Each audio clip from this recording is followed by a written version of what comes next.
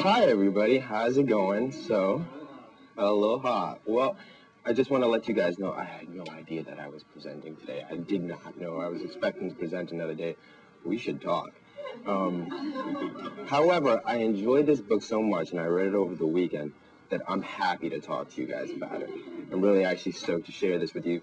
And you may have noticed, as I noticed when we were talking to the author, Funke.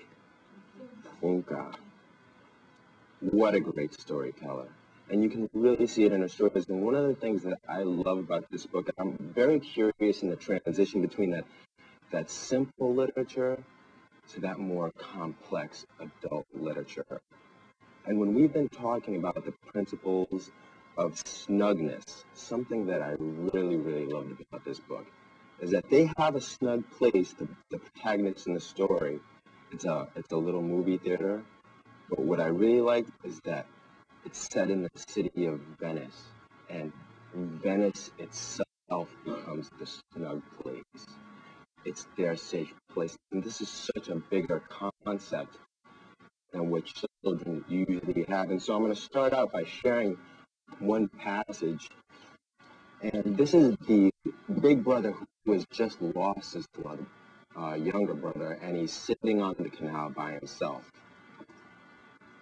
Prosper sat in Ida's boat and let the tears run down his face.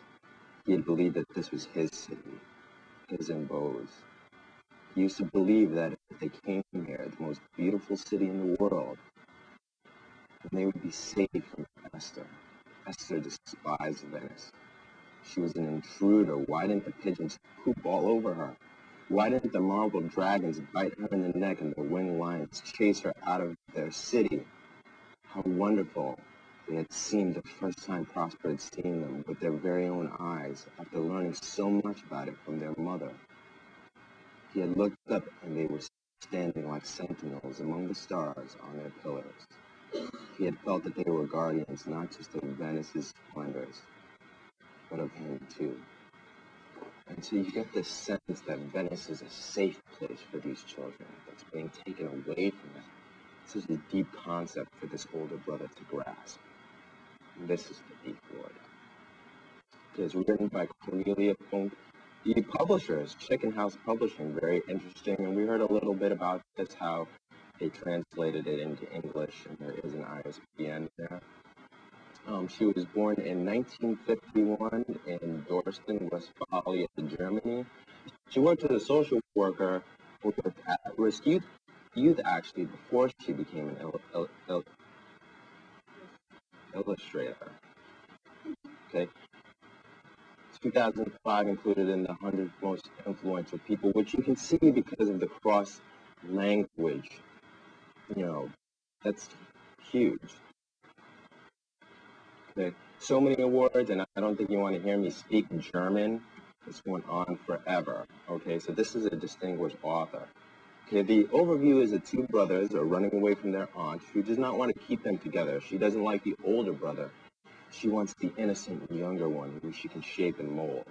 And so they escape to Venice and join a band of thieves who are brought together by this thief lord.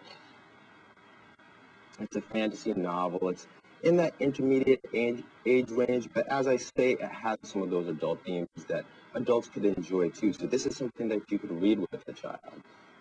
And the themes are growing up in maturity. And I'm going to give you a little bit of a spoiler here, and that there's a magical element, like we see in Tuck Everlasting and Peter Pan, that ability to grow up and become younger. Okay? This is another great thing. I love people who artfully address the issues of development, of child development, and in the